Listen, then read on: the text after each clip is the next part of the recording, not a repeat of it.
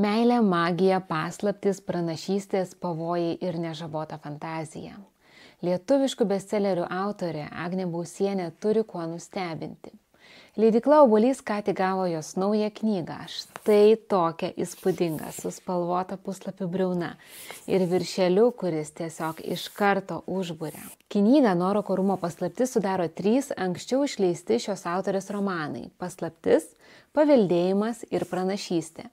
Tačiau šis naujas ypatingo grožio leidimas yra papildytas 2 itin intriguojančiais skyriais.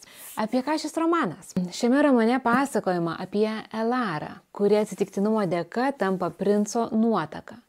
O kiek intrigų ir nepasitenkinimo tai sukuria, rūmuose ima kunkuliuoti aistros. O princo brolis Elarai siunčia išbandymus. Tai yra itin jaudinančius sapnus. Sapnais, tačiau tiek rūmuose, tiek už jų ribų auga įtampa, o vėliau kyla ir tikrų pavojų, kuomet Elarai tenka išgyventi ne vieną nelaimę. Kas galiausiai taps šios drąsios merginos išrinktuoju ir Noroko karaliumi? Ir ar išsipildys žiniuonės pranašystė? Visi atsakymai knygoje Noroko rūmų paslaptis, kurios siužetas įtrauks nuo pirmųjų puslapių.